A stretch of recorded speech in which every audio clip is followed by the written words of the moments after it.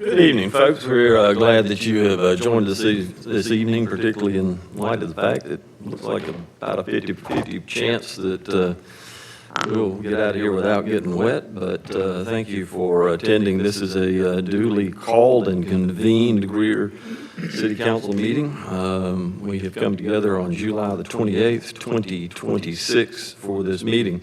Having called the meeting to order, I would like to ask Council Member Jay Arrowood, if he would, to lead us in a Pledge of Allegiance, followed by an invocation. If you'd like to join us, please stand.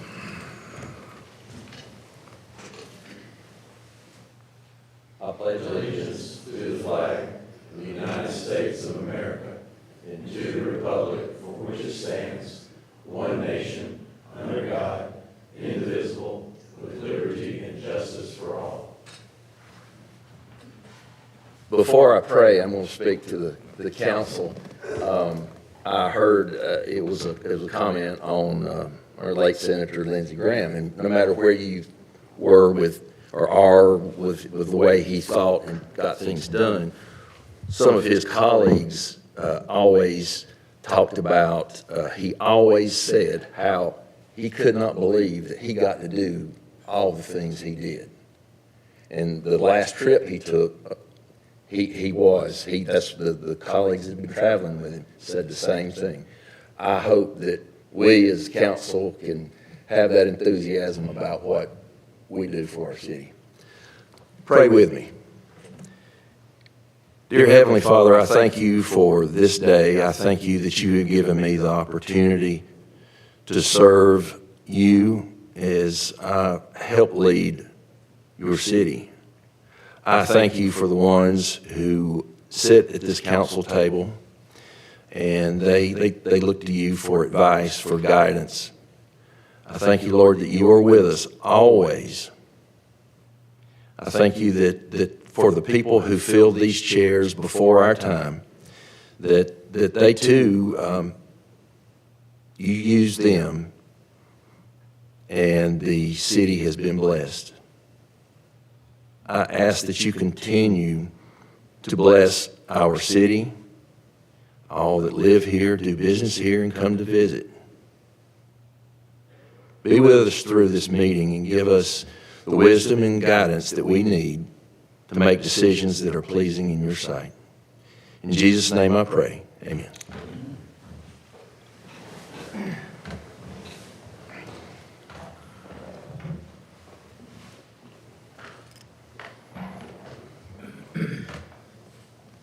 Ms. Duncan, anybody to appear in public forum this evening?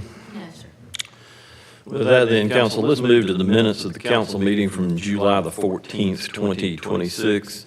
I'll entertain a motion that they be received. So moved. Second. Any items of note for the clerk? Hearing none. Ms. Duncan? Mr. Arrowood? Yes. Mr. Booker? Yes. Mr. Hopper? Yes. Mr. Lander? Yes. Mr. Bettis? Yes. Mr. Lamb? Yes. Mayor Danner? Yes. The next item this evening is Mr. Lewis Vaughn would like to speak to council regarding the 26-27 budget. He is the petitioner this evening. Mr. Vaughn, the table is yours, sir. 3-minute time limit. We'll give you a warning at 2 minutes, and then another one time has expired, sir. So the floor is yours.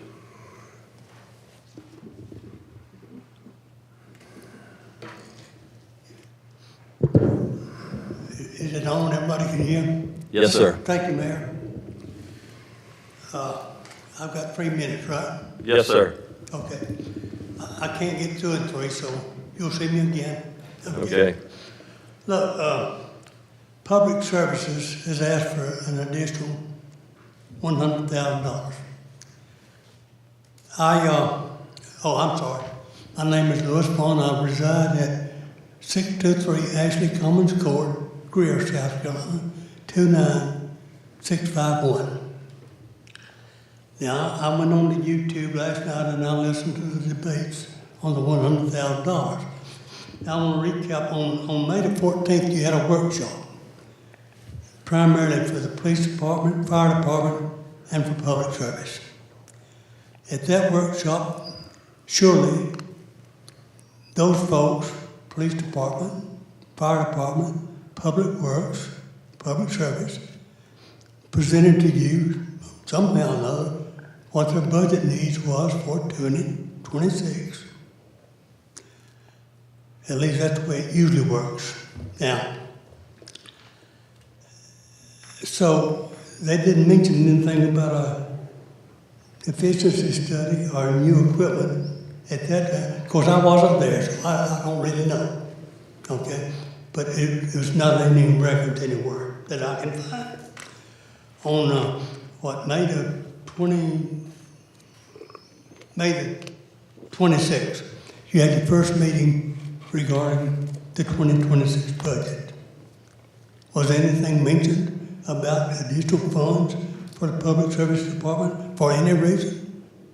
Now, maybe there were. Again, I wasn't there, and I did not go back and listen to it. However, on June the 9th, 2026, a bomb was dropped. At least the way I look at it in South Carolina legislature, when I wanted to get somebody's attention, I did what I call the verbal hand grenade. And that usually got people's attention. Now, I don't know where the $100,000 come from. I would like to know. I can't find out.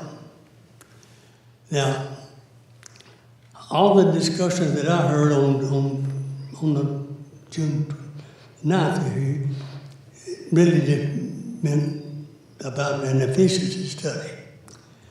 Now, the department heads, whether it be public service, police, fire, or administration or anything, the first primary responsibility those folks have. Okay, that's it. You've got another minute, sir. Well, the thing about it is, there's a rat somewhere.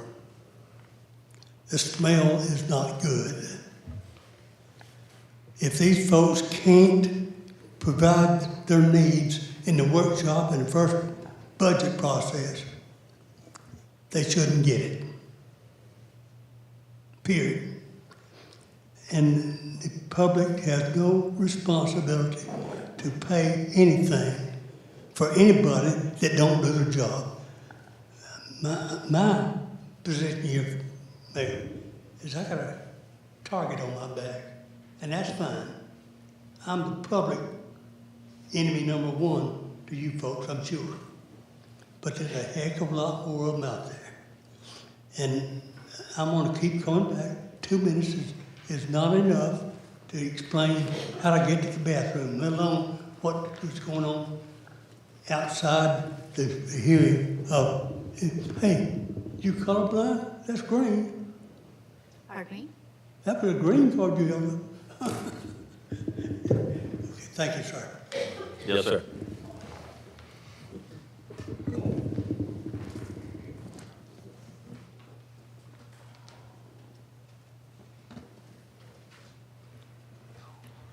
Council, let's move to departmental reports. In that package, you will find information in regards to the different departments that have provided us information this month. You can get additional information from the administrator. Mr. Klein joins us for our financial activity report. The floor is yours, sir. Thank you. Good evening, Mayor and Council. Financial performance summary for the year ended June 30th, 2026. Starting in general fund, there was a cash balance of $29,825,000. Revenues were $60,020,000. Expenditures were $55,979,000, and we finished 4% under budget. There was a favorable revenue benchmark variance of $1,527,000, a favorable expenditure benchmark variance of $2,513,000, and overall a favorable benchmark variance of $4,041,000. Moving to hospitality fund, there was a cash balance of $2,848,000, revenues of $4,078,000, and expenditures of $3,496,000. Finally, stormwater fund, there was a cash balance of $3,587,000, revenues of $1,600,000 and expenditures of $1,163,000. With that, happy to stand for any questions. Council, the floor is open. That was the year-end report, correct? Yes, sir. What, is everything being closed out and? Thank you for asking. That's a great question. We still have, for the most part, yes, we still have some accruals that we'll be booking until, quite frankly, our auditors get here in October, but for the most part, I'd say most of them are done. We have some expenditure accruals that'll still be coming in. We may have a revenue or so come in as well, but I'd say for the bulk of it, it's been closed out. And what kind of, I guess, transfer will go to the reserve fund, sorry? Yeah, so it would still, we still would, that would still be reflected, so those accruals would get booked in the prior year, right, still in June, and so that fund balance entry would still then be made at that time. We're still gonna be doing that basically until our audit's completed, which, you know, is gonna be in December. So it's still gonna all kind of tie out the same. And it should, 4 million roughly, is that what you're saying? Yes, sir, about Okay. 4 million currently. Others? Thank you, sir. Thank you. With that then, council, let's move to the administrator's report. Mr. Merriman. Thank you, Mayor, Council. I'm not going to get into everything that is going on between Parks, Recreation, and Tourism, but I would encourage everybody to just touch base with our social media accounts as well as our website to learn about what's going on at the Center for the Arts, the Farmers Market, Moonlight Movies, Park Hop Play Date, and then we just announced a new visitors guide that will be in a lot of places around town, so be on the lookout for that. I want to touch base real quick. The improvements over at Century Park are now completed. This includes new stairs, sidewalks, railing side, and some strategic landscaping to address some erosion problems in the lower section of the park, so that has been finally wrapped up. And want to announce also that something that we do annually that is very popular with the police department is National Night Out. National Night Out this year is going to be held Tuesday, August 4th, so a week from tonight at Century Park. This is an evening celebrating community partnerships and crime prevention. Children 12 years old and under are invited to enter the crime prevention art contest, create an original drawing or painting that relates to crime prevention, community safety, or partnerships between first responders and the community. So for information on that, please go to the city's website for a little more information on that. And with that, Mr. Mayor, Council, that concludes my report. Thank you, sir. Hey, Mayor. Mr. Merriman and Council, I know everyone knows my concerns about the amount of smoke and vape shops that's been popping up, especially in the District 2 community, but all across some of the other areas in Greer. I'd like to formally ask for you to allocate some time for our staff to look into this issue to see if there's any adjustments we should be making to our UDO to potentially classify this as its own category or what have you that the staff comes up with working with our other departments like police and that may have concerns as well. Yeah, Mr. Booker, I'll be glad to do that. If I may recommend, we do a workshop with council possibly, and I would get with Tammy on scheduling this, but probably at the second meeting in August, we do a workshop before a council meeting to help give us, staff, some guidance on what council feels should be included in ordinance, if in fact an ordinance is something this council wants to move forward to. That way we've got a more fruitful discussion as opposed to staff generating an ordinance, bringing it to council first reading, and then we find ourselves in effect doing the same thing, amending it, et cetera. So if council's okay with that, I think we could probably go along with scheduling a workshop and start from there. Is that appropriate? Yeah. Okay. Let's move in that direction then. Mr. Merriman? Yes, sir. just, it's on the same thought. I think a lot of the, I guess, reporting of bad things that come from them are the young people under 21 that are buying these products, and, you know, they show up in schools, that kind of thing.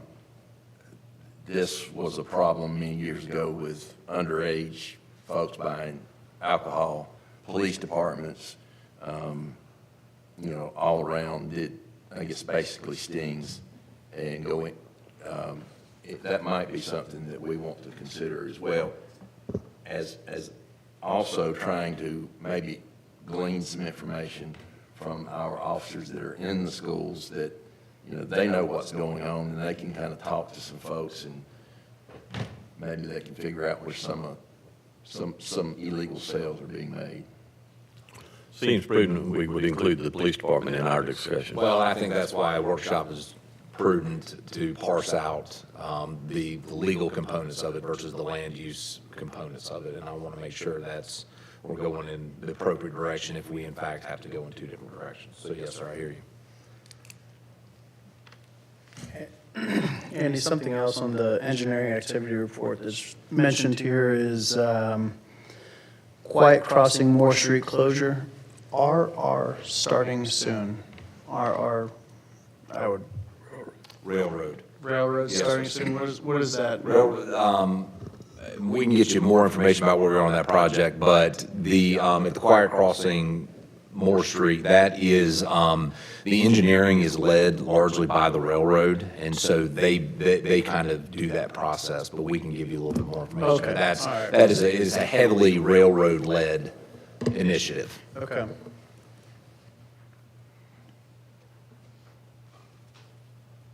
Others? The administrator stands ready to give you any additional information you might need if questions come up. With that, then, let's move to old business. First item this evening is the second and final reading of ordinance number 19-2026. This is an ordinance to provide for the annexation of certain properties owned by 199 LLC located on Freeman Farm Road by 100% petition, and to establish a zone of classification of traditional neighborhood for said properties. Floor is yours, ma'am. Good evening, Mayor and Council. So the only update I have on this item is that Planning Commission held a public hearing on July 20th, and they recommended approval. Happy to answer any questions that you might have. This comes to second reading. For the purpose of discussion, I'll entertain a motion to receive. So moved. And a second. Floor is open for discussion. When did we do the first reading on this? It was your last meeting at the beginning of the month. Behind my notes.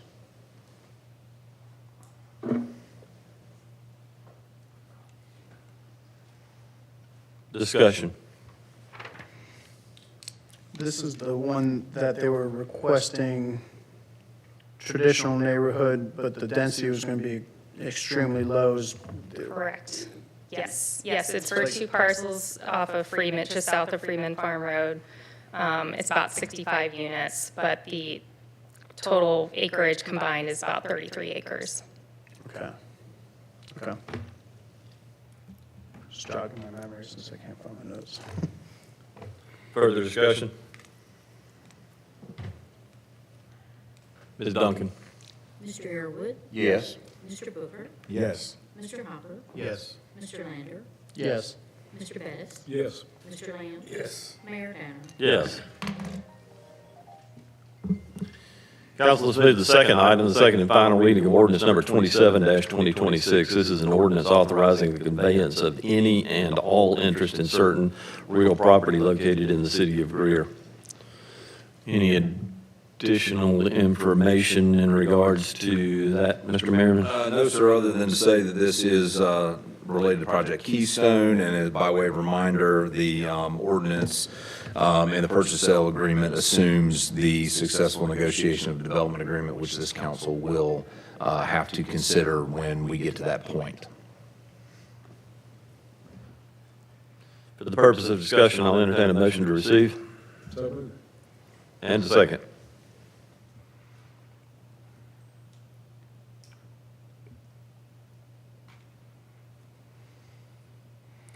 When would we anticipate getting a development agreement? Upon passage, we would begin the negotiations of the development agreement. So if I'm not mistaken, and perhaps Mr. Deaton could qualify it if he comes up, but we have 120 days to negotiate that. Council, no further questions until we get a second. Oh. Otherwise, it dies. This is for Project Keystone. Second. Got a second. Floor is open for discussion. Thought we already had it, sorry. Keystone is located down in the heart of the city. Yes, sir. Okay.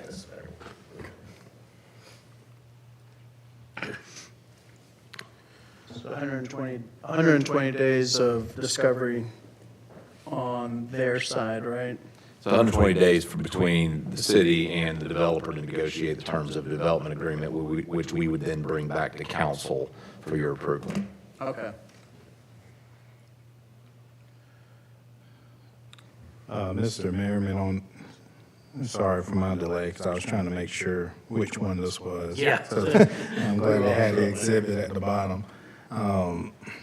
So over the past couple of months, I've been meeting with a lot of the merchants downtown, and the number one issue they mentioned every time, resounding, was parking. And so my question tonight is, and before I can support this on second reading, is during due diligence, can we make a commitment that we will be working through a solution of what parking will look like? Because it sounds like the merchants aren't against the project, but they just want to know what will happen once they lose these spaces.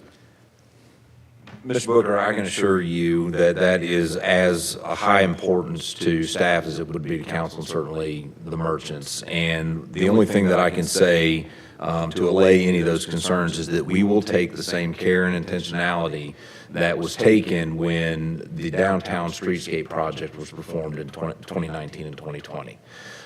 We will be as intentional with communications, with alternative parking options, work with the contractor of record and the developer to ensure that there is as little impact to downtown merchants as possible. With the understanding that we will be mitigating existing parking concerns with the construction of this project. So it is good to hear that there is parking concerns downtown, and we will be addressing those both through construction and post-construction. Can we, in the interim, as we work through the due diligence process, I know we've done a lot of work with a parking study plan. I know we've even gone to the extent of modifying parking downtown. At least have some collaboration with the merchants to tell them where we are, where we're heading, just so that they're almost left in the dark at this point, and me even being on council, it's hard to quantify and give them what this vision looks like. I know some of the components we've done over the years, and we purchased additional property, and in the parking garage, of course, but at least give them some kind of idea of where this thing is heading in the interim before someone breaks ground on that. That would be amazing. Yeah, again, Mr. Booker, I can assure you that we will be very intentional on this communications plan. And of course, obviously, we can't get too far ahead of ourselves until council makes a decision on whether or not to even move forward with this project. But assuming an affirmative vote from council on Project Keystone tonight, that will start. We will start the clock ticking on getting a plan as we run with the negotiations for the development agreement. Others? It would be a good idea to use the template that we kind of set when we did the downtown revitalization this last time, because I think that all the things you were saying were implemented. And I believe that's where is that where we brought in our vehicles, the shuttles? Mm-hmm. So, yeah, good. This project doesn't work without parking on 2 or 3 levels, so I think it's going to be of the utmost importance for us as we move forward. Other discussion? Questions? It will be great for the city. Comments?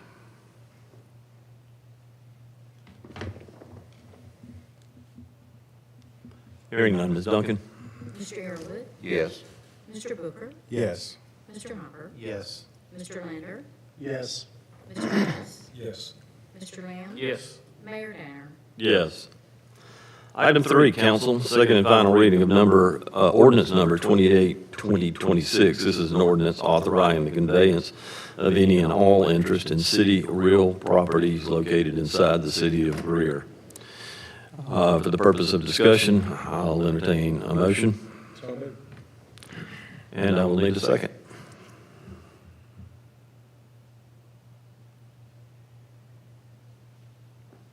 Second. Floor is open for discussion.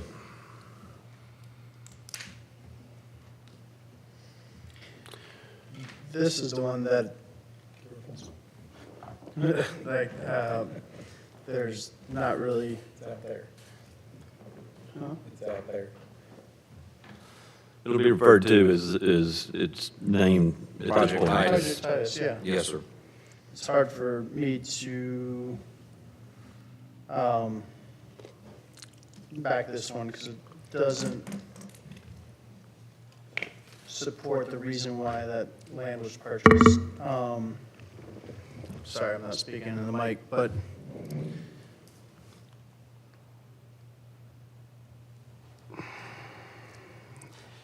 I feel like this land was purchased to support the success of the Sports and Events Center, keeping people in Greer to do what the feasibility study said, which was have an economic impact on the city. I believe tying this land up for a year and a half is not going to be beneficial to that cause. And so, yeah, I'm not supportive of this one. I believe it was actually purchased for the Sporting and Event Center initially, was it not? Yes, sir, we did. Well, there was, yes, it was as much intentional for a potential site for the Sports and Event Center as it was to take advantage of the fact that a zoned and entitled piece of property did come available that would be beneficial for the city to determine the final disposition of its use. Mr. Mayor, this is just moving to the next step, once again, of having a development agreement hammered out that would again come back to us with the specifics before anything was executed, correct? Yes, sir. This is that just like. step in the process. Yes, sir, this is just like 2027-2026 that council just passed. This is expressly predicated on the successful negotiation of a development agreement. The previous council had extensive conversations about what we would like to see on this after we went a different direction for the actual site of the Sports and Events Center. Very specific usage that we did want to see there to support the Sports and Events Center. My understanding, in our discussions, that still remains on the table as we've given our feedback, pending approval of this. So that's why I can support this. And I actually think some of the other, it's important to me as well, some of their quality of life and amenities for our residents as well. I think there's potential, based on the feedback that council has given to you, Mr. Deaton, I think there's potential for this to serve multiple purposes, both to serve very well for the sports and events facility as well as be a quality of life site for our community as well. And so it's my opinion that we're in a good spot where this is concerned. I look forward to, again, pending approval of the item, I look forward to the development agreement that you bring back to us based on the feedback that's been given to you. I think the pushback that I'll give on that is that we'd be, I mean, the contract says what the anchor is going to be. I'm not sure what I can and can't say, but we'd be tying this piece of land up for a year and a half, well after the Sports and Event Center is open. So if it's a huge success, the person that is, I mean, we're signing a contract to sell the property, right? They can hold it for a year and a half, and other deals, possible deals, if the Sports and Event Center is successful as we think it's going to be, are going to come and go. So tying it up for a year and a half with an anchor that does not support the Sports and Event Center or keeping people in the city, I'm lost. Yeah, I would argue, based on the anchor that we're talking about, I would argue that it does in many ways support the Sports and Events Center, based on talking to a lot of travel ball, travel team folks. But even the anchor, has its own specific appeal, for the sports and events facility. And again, it has much utility potentially, for the residents in the area. I get, to your point, I hear what you're saying. My question is, what would we be waiting for? I hear you, a year and a half is a thing. What would we be waiting for? What would a win look like, and how would we guarantee that win is going to come? Well, we can't guarantee it, but that's what was voted on prior to me getting on council, was a feasibility study that has a number of heads and beds in the city. And we don't have the capacity to put heads and beds to that number. So by voting this in, we're, I don't know which, I mean, it's just two different sides of a ball, I guess. I get that. I think all the heads don't have to be in all the beds on this particular site, though. This is one piece of what we already see happening in that area, in my opinion. Were both those properties purchased at the same time or close to the same time period? This This property and the site where the Sports and Event Center is? No, sir, this was purchased first. This was purchased Yes, first? sir. And the next one was purchased? Oh, gosh, probably a year Years later. later? No, not years. It was probably purchased every bit of, between 9 months to 12 months afterwards. It was a fortuitous sale. I think it's just, I have a few issues with it, and to go along with your due diligence time argument, just based on, and not saying that the folks that want to enter this agreement with us, the developers, will do this, but in many cases, a developer will, because it's part of their operating expenses, they'll tie up a parcel of land for another customer of theirs. And then due diligence goes, carries on, and then, no, we're not going to do anything. I have concern there, but, and I guess another big concern is that we want to incent this project heavily. And we don't, the incentives, I don't think would be tied to hospitality, a hotel. I think the incentives would be whatever else could be the anchor. And so if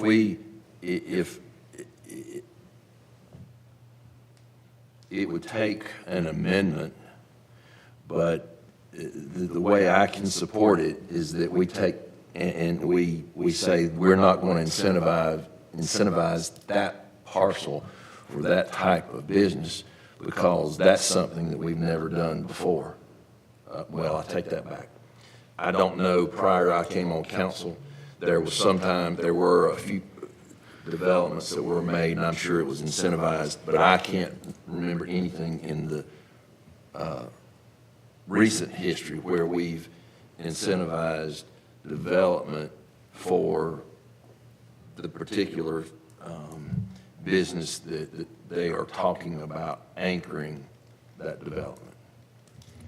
But I would say that we would incentivize it if it was for something that had a direct impact on our city that is a result of us building and operating our sports and event center. Mr. Merriman and/or Mr. Dean, can you speak to how normal or out of the norm the timeline for due diligence is this type of project or situation? Yes, sir. If Mr. Deaton would like to give some color to this comment, he's obviously more than welcome. He's been, kind of tip of the spear on a number of these specific negotiations. But from a due diligence period, from what we see specifically with an anchor with what we're talking about, this is normal. This is normal, and it's irrespective of the brand. The type is, this is what's to be expected, and this is not just speculative on our part. This is something that has been very expressly told to us, not only by the folks that represent us on these real estate transactions, but the developers that are coming in that would attract these. This is just par for the course. Just speaking, we've expressed very clearly, I think, that we desire hospitality elements to be strongly present on the property. In the discussions with these folks and others who are interested in doing something here, the potential anchor is market-driven in their estimation, correct? Yes, sir. I mean, I think, for me, that speaks to, we have to listen to people who, put millions of dollars of their own capital on the line, do this all day, every day, to some degree, from a market decision standpoint. I think market driving what's being asked for in a spot is important from my perspective. I do hear the concerns about the timeline. I just, again, what are we waiting for if this isn't what we want, with the presence of the hospitality elements that we all agree are important, in that area and on this property. I would say that the market demand could be significantly different after the sports and event center is started. It's 400, I think, if I did it right, 460 days due diligence. I might have missed another 60 in there, might be 520. I think that's if they exercise all of the available extensions, yes, sir, that it could be that high. But the only thing I will just add to this is the due diligence period aside, which is I respect the concern on that amount of time. The existence of the requirement for a development agreement in both the contract that was just approved in the previous agenda item and this one ensures that what council desires will be in effect on this property. Okay, so what we're doing is, this is a simple contract for sale, purchase of real estate. And a lot of this is boilerplate language that a lot of you may, when you buy or sell real estate, or I may buy or sell real estate, you're going to see a lot of this language. The existence of the development agreement ensures that the use and those incentives will be spelled out very clearly for this council to once again approve or deny. And if you deny the development agreement, then this goes away. Mr. Airwood makes a good point, so that his concern, the concerns he raises can be addressed In the development through the agreement. development Yes, agreement. yes. 18 months down the road. Do we Well, have, actually, but 4 months down. I think we're missing part of the point here by, that land's not going to be any less valuable 18 months from now than it is right now. And in fact, maybe even more attractive. I mean, what have we lost but the 18 months? We have to realize that not everybody that is going to do a hospitality project in the city is going to do it within walking distance of our facility. I mean, there are as attractive sites all over the city, particularly along 85 and some of the other areas where they can branch out into other endeavors. So, I mean, I think we're missing part of this conversation is, other than time, I don't see that we lose anything and we may gain something. when you build an attraction in a city, usually if it's a successful attraction, hospitality wants to swarm that attraction. And this is, I mean, yeah, there's more land throughout the city, but nothing within a couple hundred yards of it. Well, one of the biggest event centers in the upstate is no longer used for that purpose. I don't know that there was a hospitality venue within But it failed. miles. I mean, well, it wasn't because the people didn't come. Right. You can say that it wasn't because it was, I mean, there are some unicorns. You and I have talked about Florence. Yeah. They got 13 buildings within walking distance of some of their attractions. But that also is located hard by I-95. You're right, and I think what makes our site different from a Florence is that there was a lot of open and easy developable land. Absolutely. The one issue that I see with the developing of property is that, you know, your least expensive property is going to be what is undeveloped. Well, besides that spot out there, there's not anything that's hasn't been developed up either recently or many, many years ago, which then you must go back and, well, if there's a reason for someone to bring that old property into the city, then they have to reclaim the property and make it work for what they want to put there. And I believe that it would be easier for them to go somewhere else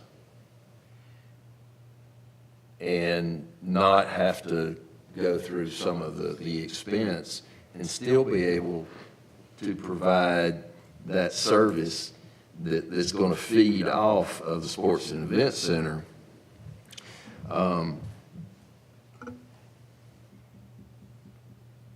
I think that if we miss the opportunity and we proceed as we're going now, and the way I think it's going to proceed, is that we will not capitalize on what that could be. Because I believe the intent is to incentivize that property. And at the very least, if we're going to do that, then we need to incentivize it for something that is a little bit difficult to get here right now. But if we've got a 1.5-year track record of success, we may not even have to incent future development on that land. And here's the thing, how many hospitality venues are you gonna have on there? One, maybe two? Two. Nobody. You know, if you're gonna build a shoe store on there, I'm not gonna build one on the same property. Well, I mean, I just don't like one of the things I do not like is the time it's going to take with the due diligence. I believe that if we said, hey, we're not going to incentivize it for the way that you have proposed so far, they probably would go away. Others? how much did we purchase the land for? We purchased that property for about 3.8. And we're selling it for 3.5? We are. Okay, so the land is less valuable today, or is it just because As we want to, that's a further incentive to I the think that's purchaser? part of the opportunity cost that we're willing to consider as we go through this is moving forward to get the property developed as quickly as possible. Hey, this type, not just this project, but this type of situation, the ROI is not just measured in money in, money out necessarily, but what comes of it, quality of life for the community, how it, serves with other pieces in that area, and then the long-term, other revenue that it generates as well on the site and elsewhere. Yes, sir. I think that's precisely what we're talking about here. It's not just the dollars in, dollars out of the property transaction, but what's the long-term benefit of the property. And let's also not forget that a number of the discussions on the purchase of the property were predicated on the fact that this piece is uniquely situated as a gateway into the city with, you know, four-lane divided highway on both sides of this property, and it's adjacent to a $350 million investment that the hospital is making. So I do believe that it is, I think it's prudent to just consider how uniquely situated this one is for the city in the long term. I'm gonna agree with that, and that's also part of my reservations. This is probably the best piece of ground you can find close, you know, in that proximity to the event center and to downtown for that matter. So whatever it goes there, I want it to be something first class. Which would be part of the development agreement discussion as well. Yes, sir. Final thoughts, council? Yeah, my sole reservation is on the incentive side. I can think of countless times where I've sat with developers and we've knocked on municipality doors and county doors where, you know, in South Carolina, we have a track record of industrial or things that are going to bring jobs to a community as an incentive. And I can tell you many times where we've pitched retail and hospitality and we've got laughed out the room. In this case, I just don't see a correlation between spending tax dollars to incentivize something where, like I said, if the incentives were off the table, you know, bring them on in. But knowing that there's a potential to incentivize something that one is not even in, if there is a retail component with grocery, it's not in a food desert. From a hospitality side, it's going to be lean on that end. There's not really a lot of community benefits to sell incentivizing something where this is our first contract at it. And, you know, knowing that we purchased the property for 3.8, we're selling it for 3.5. Heck, that's already a $300,000 incentive from the rip. And so that's my reservation.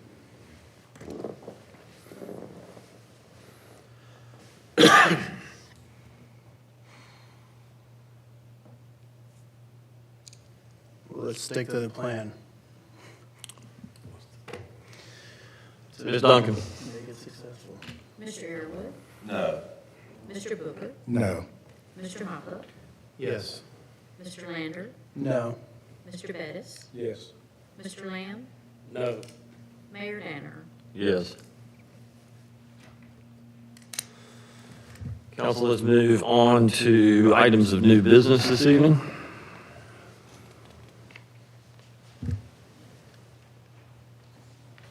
First of which is the award recommendation for the Sports and Events Center Furniture Package. The City of Greer, in collaboration with architectural firm McMillan, Pazin & Smith, have developed a comprehensive furniture package to support operations at the Sports and Events Center located at 1529 South Highway 14. Furniture package was to be purchased through vendors participating in the state term contracts and cooperative contracts with Sourcewell and Tips as permitted by our Code of Ordinance. Staff recommends that the furniture package price of $684,913 be approved by council. The funding for this project will come from the Corporation for Greer Fund. Adam Foringer joins us for this conversation. The floor is yours, sir. Yes, thank you, Mayor and Council. So you should have in your packet before you a proposal for the furniture package for the Sports and Events Center. We have worked diligently to finalize this, to bring before you a lot of back and forth with the architectural team with McMillan, Pazin & Smith. We went room by room through the facility to identify what is the essential need for the complex to operate. And as you mentioned, From there, we wanted to make sure that we were getting competitive pricing on everything. So everything in the packet is state term contract or cooperative program. So with that, I know there's a lot of items in that packet. I did have a couple that I wanted to just give you a glimpse of tonight.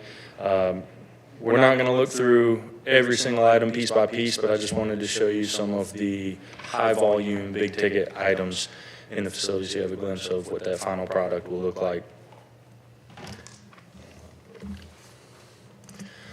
So first and foremost, wanted to give you a demonstration of what the gym equipment would be as far as the athletic chairs and the tables. This, for all intents and purposes, is going to be the most utilized piece of furniture on the property, also taking a lot of a beating. We did get to sample these chairs, and we were able to kick them around a good bit, make sure that they were going to be durable and hold up over time. We did sample layouts of all the different courts with the equipment on it to ensure that the quantity was going to be the accurate number for a wide variety of events, athletics that we would be able to set up on the courts. And next, I'll show you some of the office furniture. Again, this is just one of the big ticket items, kind of straightforward with the office setup. We're trying to keep it as simple as possible. This is for the main level offices in the facility. There is one office on the lower level as well that's for our maintenance use. It actually has less furniture in that space as well. Then another high volume item will be the materials for the community room, as this is a event driven space. Again, we went through multiple different sample layouts of banquet seating with circular tables, rectangle tables, lecture style seating, and we wanted to make sure that we had adequate furniture to accommodate a wide variety of setups that we could host in that space. And then this one is the cafe seating. So the main cafe, as you come into the facility, you'll see a lot of seating in that space. Just to give you a glimpse of some of the color schemes that we'll have throughout the facility, there's a lot of blues that are incorporated throughout the complex, a lot of natural wood as well. And then lastly, the bleachers. Bleachers probably the largest line item on this proposal. This is our court side seating, or on court seating, excuse me. There is fixed seating around the perimeter of the hardwood courts, but these bleachers would allow us seating on the hardwoods. And again, we did multiple sample layouts to finalize that quantity to make sure that we were getting the appropriate amount. So that's all I have to show you tonight, but I stand for any questions. For the purpose of discussion, I'll entertain a motion. So moved. And a second. Second. Floor is open for discussion. Now, this amount is for all of the furniture and fixtures. Correct, yes, all the furniture in the facility. At one point, and I don't know if it would be included in this budget or not, this portion of the budget, we talked about how this building is going to say, yes, this is Greer. And I think it came out that one of the ways we were going to do that is with photographs of athletics that have occurred over time in Greer. Will any of those dollars be used for that? So that will be in the signage package, which is included in the GMB. Yes, sir. This is specifically, for lack of a better term, if you could turn the building upside down and shake it out, everything will fall out, is here. This is furniture, fixtures. This is not stuff like the things we're talking about where we've done permanent signage on the walls or artwork or whatever. That is not considered in this package. Okay, so that's in a separate amount That that is- will that is- represent. that is different, yes, sir. Greer athletics over the years. In the what we're talking, the other budget we're Yeah, talking. that is completely separate, yes, sir. This is, what you're talking about is not considered in this item. But it's considered in another Yes, that is all part of the other stuff, yes. Okay.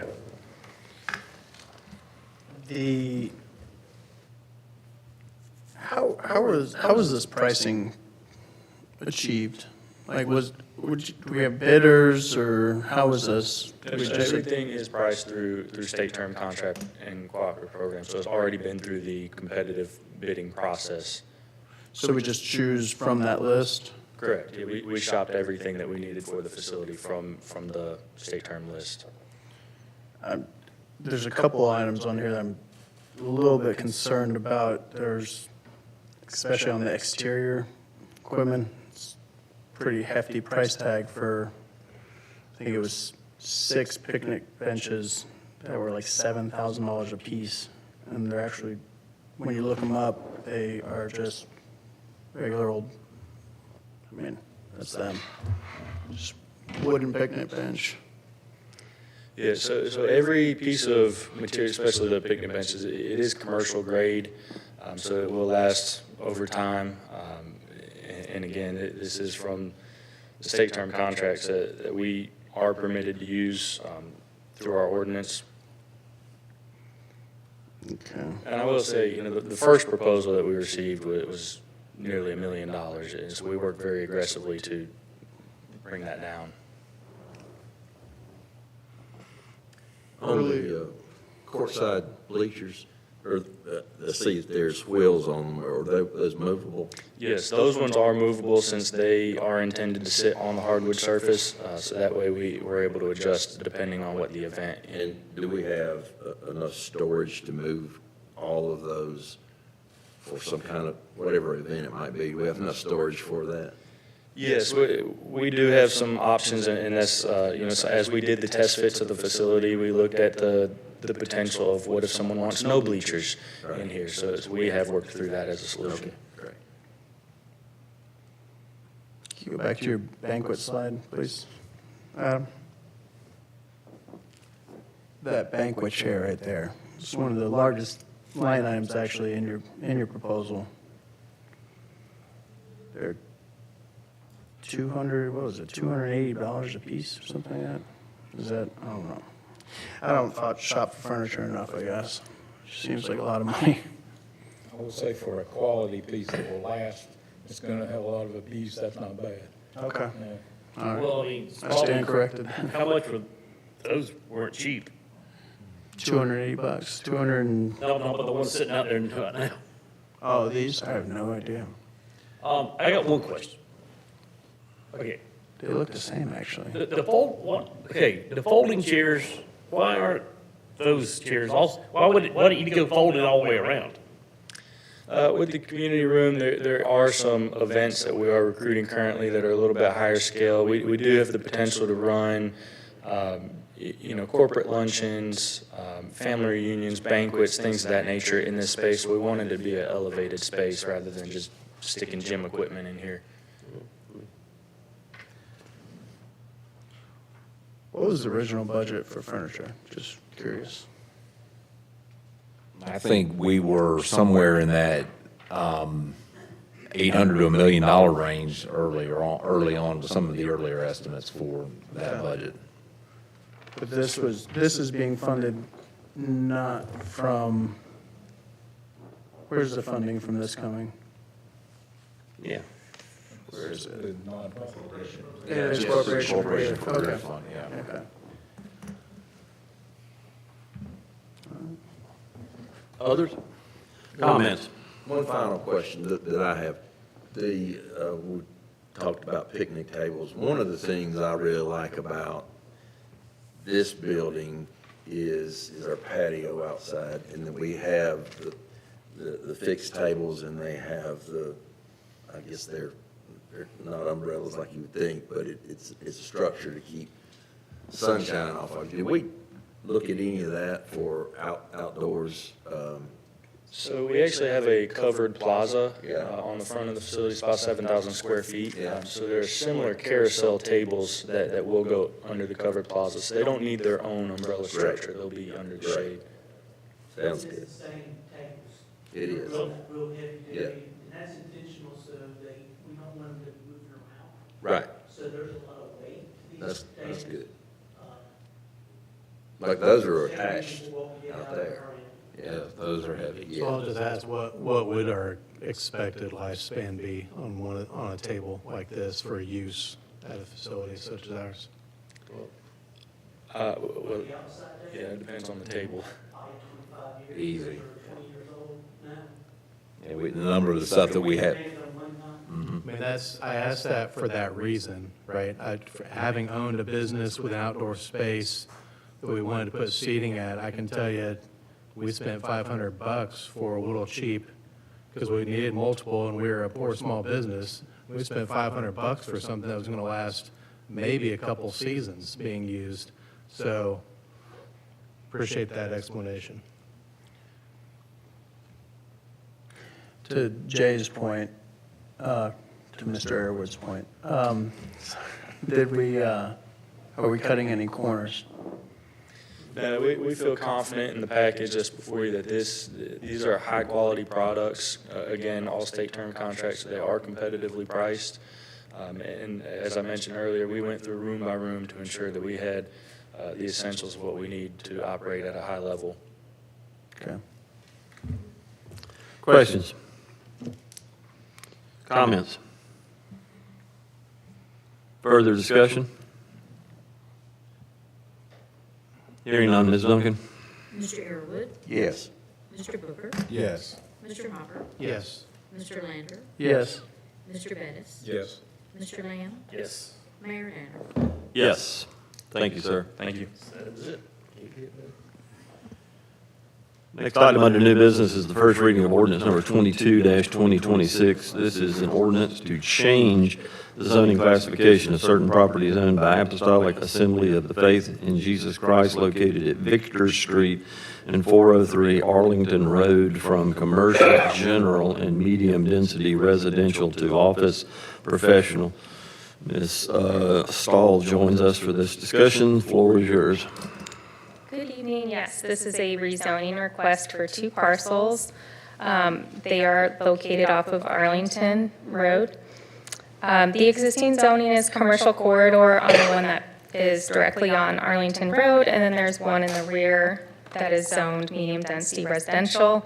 This also has a downtown entryway overlay on the property. If they combine both parcels, once they're rezoned, that downtown entryway overlay will extend over both of them.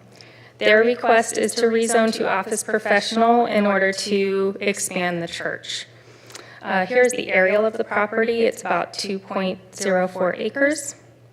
Here's the zoning map. The pink is commercial corridor, and the brown is medium-density residential, and the red across the street is commercial general. The future land use in the area is traditional neighborhood. And here is a photo of the existing conditions of the site. Once again, their request is to rezone to office professional. The surrounding zoning and land uses are commercial with some residential to the rear. This is consistent with our comprehensive plan, so staff recommends approval, and Planning Commission also recommended approval. Council, for the purpose of further discussion, this comes with a staff recommendation. Do I hear a motion to receive? Second. Floor is open for discussion. I missed what you said about the intended use for the property. Back up a little bit. So they are planning on doubling the size of the existing church, and then they're going to add some parking in the rear. And the office development, that's just because churches are, They're allowed by right in an office. oh, they are? And it's a little bit less intensive a use than commercial general, so we recommended office professional. On this particular facility, with the expansion, are they going to have to, I know there's enhanced requirements in that overlay? Are they For going the to building bring materials? everything up to, or is it Yes. just a new portion? 80% of the facade has to be brick or stone, or they can do cementitious siding or wood or stucco. So yes, the new addition will have to include that while hopefully, like, matching what's there already, so. Maybe the city could go out there and fix some sidewalks as well. Ms. Duncan, just for note, the last item in the agenda packet is not related to this. This is a zoning request from suburban neighborhood to traditional neighborhood by Red Cedar Construction. Oh, that's the next item. Yeah, I think they got mixed up here.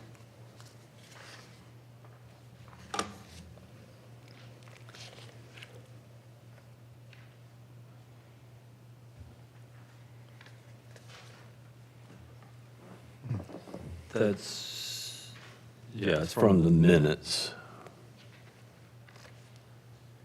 Yeah, the minutes just for been- the next item, I believe. Yeah. Yeah.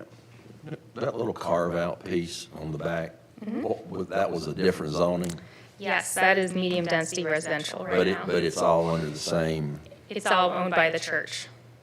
okay. But I'm going to be changed and put under the same parcel. I believe so. The architect is here. Yes, she said yes. Okay. They're planning to combine it. I don't know what that area, we've had several rezonings down there where you had one parcel of land that had 2 or 3 zonings on it. Oh, yeah. Yeah. Others? Questions? Comments? Further discussion? Hearing none. Ms. Duncan? Mr. Arrowood, Yes. Mr. Booker, Yes. Mr. Hopper, Yes. Mr. Lander, Yes. Mr. Bettis, Yes. Mr. Lamb. Yes. Mayor Danner. Yes. Thank you. Council, third item before us this evening is the first reading of ordinance number 23-2026. This is an ordinance to change the zoning classification of a certain property owned by E. Riley Bettis located on Jackson Street from suburban neighborhood to traditional neighborhood. Ms. Stahl joins us for this discussion. Mr. Bettis will need to recuse himself at this point. I did already. Have you submitted the paperwork for it? Yes, All right. With that then, since this matter pertains to him, he'll not enter into the conversation in regards to item number 3. For the purpose of further discussion, I hear a motion to receive So moved. and a second. Second.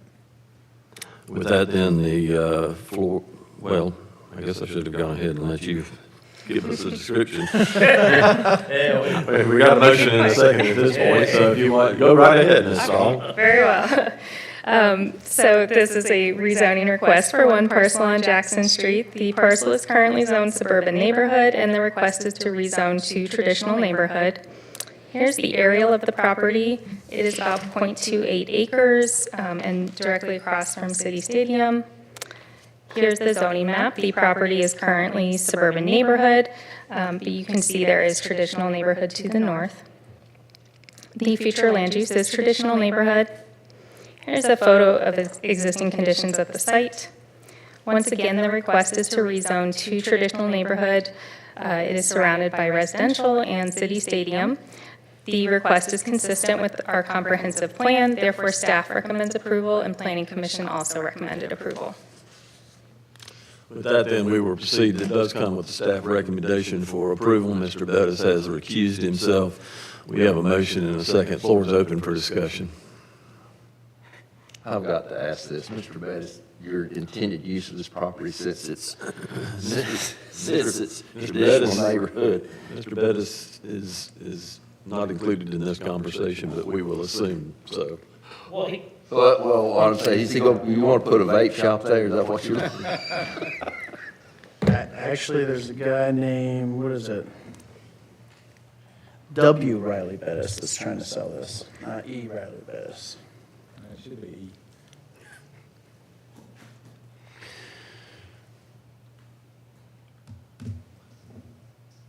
It will. Others? Okay. The surveys. doesn't point north, so it threw me off for a second. The lot sizes would be rough, what was it? It's 0.28 acres. 0.28 acres that they're trying to make a Lot A, Lot B, so 2 lots. The parcels behind it are what size? I can't really see it on the survey. They're roughly around the same size. They're about the same size, about Okay. 5,000 square feet. Okay.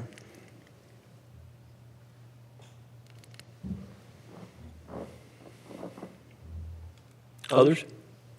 Comments? Questions?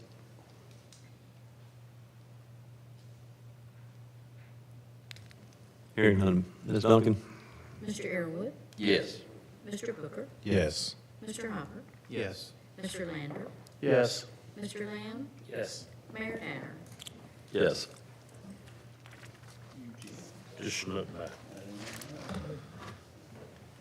Let's move to item number 4, which is the first reading of ordinance number 24-2026, an ordinance authorizing the conveyance of an easement in certain real property in the city of Greer. Ms. James. Good evening, Mayor and Council. This is a request to convey a utility easement to Greer Commission of Public Works over city-owned property at the Sports and Event Center for the purpose of bringing natural gas to the site. The easement is roughly located on the southwest corner of the site, and I'll be happy to answer any questions you have. With that then, for the purpose of further discussion, I'll entertain a motion to receive. So moved. Second. And a second. Floor is open. This is, go ahead. Is this the final utility easement we have? We've got sewer out there. This is the final Final. easement, that's correct.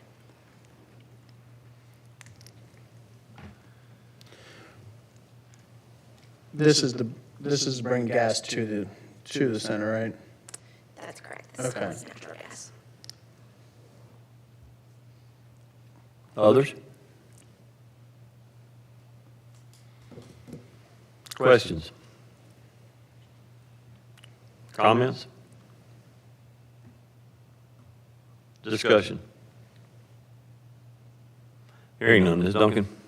Mr. Arrowood, Yes. Mr. Booker, Yes. Mr. Hopper, Yes. Mr. Lander, Yes. Mr. Bettis, Yes. Mr. Lamb, Yes. Mayor Danner. Yes. Item number 5, council, first reading of ordinance, thank you, Ms. Jones. First reading of ordinance number 29-2026. This is an ordinance amending the text of the City of Greer Unified Development Ordinance pertaining to electronic message board and digital display signage. This is in reference to digital display standards. Mr. Cahill joins us for this discussion. Floor is yours, sir. Mr. Mayor, if I may, just to give a little bit of background on why, as we're discussing this, I know typically what we've done over the last year and a half or so is bring UDO amendments in bulk to council to consider. In this particular case, the question was asked by council pertaining to the Sports and Event Center about the signage that was initially planned to be the monument sign or whatever out in front of the Sports and Event Center. There seemed to be some interest from council on a digital display board, and the current regulations were far too restrictive. And so in order to do that, we needed to do a UDO text amendment. And so what I would ask council to consider is this UDO text amendment in the realm of understanding that this is specific to everything within that particular zoning district. So the question is not predicated specifically on the signage of the Sports and Event Center, but allowing it under the UDO. And that's, I'm going to ask Mr. Cahill now to take it from there, but I wanted to give that little bit of context before we got started. Great. Thank you, Mr. Merriman, Honorable Council.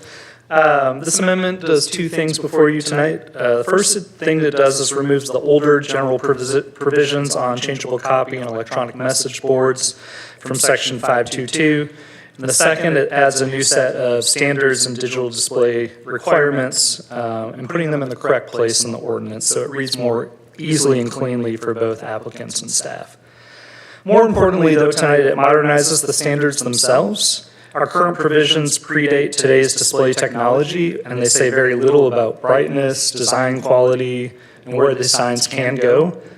This new language in the amendments before you tonight helps keep the protections that we already have. So no video, no animation, and a minimum 10-second hold between messages, which is a standard kind of across this space and across jurisdictions. And then it goes above and beyond by adding objective limits that the current code lacks, such as automatic dimming, automatic dimming, daytime and nighttime brightness caps, and a requirement that the sign goes dark or static if it malfunctions, which is also a standard across jurisdictions. It also includes setbacks from signalized intersections and sight triangles, which we already know are best practices, but were not in our ordinance. And then a requirement that the display be built into a finished, architecturally integrated monument sign with landscaping at its base. In the ordinance, you'll see that the display sizes are tiered by district. And so in the regional center district, by site scale, the current 5 acres or less would allow the 32 square feet, and then anything 5 acres or more would allow 64 square feet. So the second tier is reserved for larger developments. This amendment also recognizes that digital drive-through menu boards as a standard feature were treated slightly differently, and so we have carved those out as well. If you see in the beginning of the red line version, you can see that the sidewalks and windows were the only 2 sign types that we had under other signs, and we are including digital electronic messaging signs so we can have some clear performance standards around them, including those architectural features around the cabinets and then a stronger landscaping require around the base. The Planning Commission did hold a public hearing on July 20th and voted 4-1 to recommend approval. Staff does find that this amendment is consistent with the comprehensive plan's goals for high-quality commercial corridors. We do recommend approval of it as presented in Exhibit B. I am available to answer any questions tonight, but I did want to go ahead and pull up some of the changes on the screen for you. If you did notice, and I promised Tammy I would say this, so we have a new vendor. The UDO is now online as part of our, just like our code of ordinances. So they do have some requirements in how we structure that. So if you're looking at the redlined and clean version, it looks different to the council members that have been here for a long time. The reason is we have some new requirements. So you'll see that anything underlined or red is a new insertion. Anything that has a strike through is a deletion. And if you see 3 asterisks anywhere, that means something was omitted for brevity, but it stands as it is. So we are proposing changing Section E, Section 2, 522D, drive-through signs. We are not recommending that the drive-through signs get bigger. We just pulled them out so they wouldn't fall under the standards of a regional center or commercial corridor monument sign. We are also going ahead and proposing some additional performance standards, like I said, and I'm happy to talk through any of those that y'all might have questions about. And so with that, I'm here to answer any questions. Thank you, sir. For the purpose of discussion, I'll entertain a motion to receive. So moved. One of those needs to be a second, please. Second. Floor is open for discussion. Can you repeat the part you said about the acreage? Yes, so anything 5 acres or less and regional center only could have up to the 32 square feet, and that's what the current ordinance says. Anything 5 acres or more could allow up to 64 square feet. We currently have 2 parcels that are zoned regional center, and so anything that would be rezoned to regional center would allow this as well in the future. Okay. Does it say anything about materials of construction? I guess that is null and void because it has to be zoned this way. Okay. And then you had a note on there about 50% of the sign can be changeable? Correct, versus the static cabinetry and monument sign part. Okay, all right. Okay. That way it's not just video screen. Yeah, makes sense. But the 64 feet is the video screen. That allows the entire sign that the video could go into, the cabinetry. So the video would be smaller. Video would be slightly smaller. I think we're looking at 60 square feet. Yeah. If I may, and please correct me if I don't understand this, we're not talking about the architectural standards around it, because there's still the height requirements and the width requirements, et cetera. This is specific to the video board. So the cabinetry itself that the video board would sit in is 64 square feet. By the time you take out that, you would have about 60 square feet of actual video board. Mr. Merriman, what was what's the steering committee, what was their thoughts? The steering committee that has been charged with helping with the Sports and Event Center, when asked about this in particular, with the understanding that the steering committee is not council and is not the planning commission, but as if we look at it in a vacuum, they were to a person in favor of a video screen signage. Now, again, that's a separate issue. This is the fundamental UDO question of Sports and Event Center side, is this an acceptable signage package? Okay. All right. Assuming that we're wanting to build one, I don't know that that's big enough to be seen from 14 in red. It's going to be a 6 by 10, and It's pretty big. it's, pretty good size. yeah, it's, Once you're 100, 200, 100 foot away, 200. It's not a Las Vegas sign, but it's a good one. There was somebody on the planning commission that voted against it. What was their opposition? Do we know? I'm reading through the notes. I didn't see much about it. Heather, you were at that meeting, I think? I can text one of them.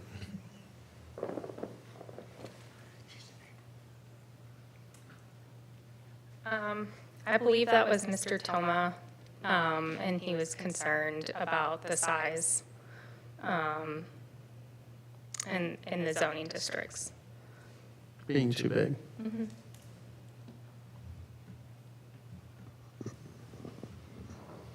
Thank you. Others? Questions? In application of future requests to get rezoned to, what's it called? Regional center. Regional center. What are the considerations to approve something like that? Like if I've got a parcel and they want to say, well, I want to go from commercial to regional center, mainly because of the sign situation, what are our considerations, even if they don't say sign per se? What are our considerations to, because we've only got 2 parcels, so there's got to be some type of parameters there. Yes, great question, Mr. Booker. So obviously it would be at council's purview to approve that legislative rezoning.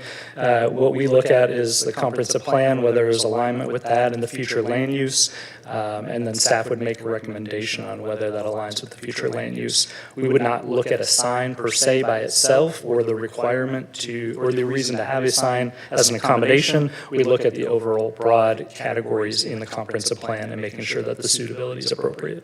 I think it's important to point out, if I may, Mr. Cahill and Mr. Booker, that even within the ordinance, there are still some requirements on that signage meeting site triangle and distance from a traffic signal, et cetera. So this isn't a carte blanche for anybody that might get rezoned to a regional center to have a 60 square foot sign if they're at 6 acres versus 4.99 acres. And I think that's an important distinction to bring to council's attention. I'm assuming that these requirements that we are voting on to be changed or not, we're doing it because we would like to have a digital sign at the Sports and Rec facility. That is going to be, I guess, freestanding? Yes. Okay. Now, let's assume that there's another. Can you mount a sign like that on the wall? So if a structure lent itself to that, not our development, but some other development, can you put that 64 square feet on the wall? We have the ordinance structured, and we feel very confident with how it reads and fit tested that it is only tied to a monument sign, so it has to be a freestanding sign structure. But you're not precluded from other signs on the building, right? Correct. can't be electronic message sign. Now, why is that so bad? Putting it on the building? And so, I mean, I don't, the hospital or something, you know. I don't know that it's bad or good, it's just not in question right now on this particular matter with the UDO. If council at some point decided that they were interested in considering electronic signage affixed to a building, then that would be certainly something to discuss. But right now, that is not considered in this amendment. And does it specifically just say one sign or? Correct, yep, one sign.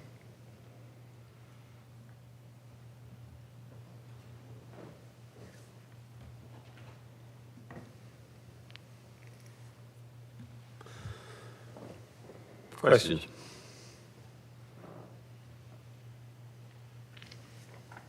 Comments? One last hypothetical. You know how you have these billboards that'll be digital? In theory, how would that be considered if they were wanting to locate something like that into regional commercial? Because I know the only other parcel, there is a billboard sign right down the street that is digital. Well, how does that play into it? We feel strongly after looking at other cities' ordinances and how that's played out, if that we structure it with the monument sign requirements that we already have in our ordinance, it won't allow the construction of a billboard. That doesn't meet the intent of the code at all.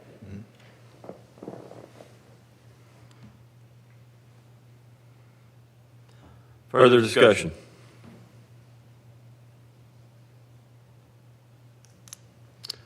Hearing none, Ms. Duncan? Mr. Arrowood, Yes. Mr. Booker, Yes. Mr. Hopper, Yes. Mr. Lander, Yes. Mr. Bettis, Yes. Mr. Lamb, Yes. Mayor Danner. Yes. Thank you. Thank you, sir.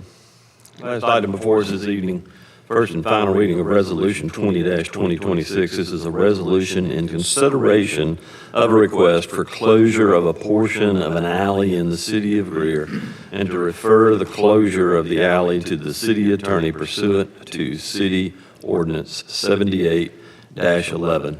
Mr. Merriman joins us for that conversation. Yeah, Mr. Mayor, Council, thank you. From time to time, we will get requests for an alley closure, and this process is not dissimilar to this council that we did recently with the closure of the street adjacent to where we'll be doing the quiet crossings. This is simply a resolution kicking off the process for the closure of the alley. So what you're doing today with an affirmative vote is remanding this to the city attorney's office to begin his process, which will end in the drafting of a ordinance for council to consider.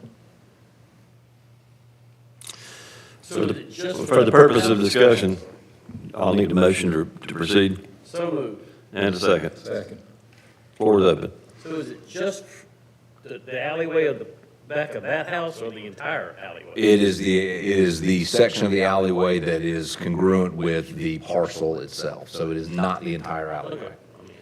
So who, if that section of the alleyway was closed, who would take ownership of that section? It would be the property owner requesting, in this case, Mr. and Mrs. Bouchillon, Okay. if I pronounced that correctly.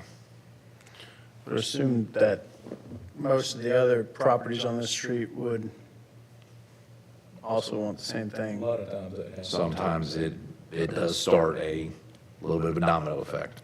Now, this alley is directly between two houses on either side, one on Carolina, one on Virginia. Is there going to be a fight over who takes ownership of this, or?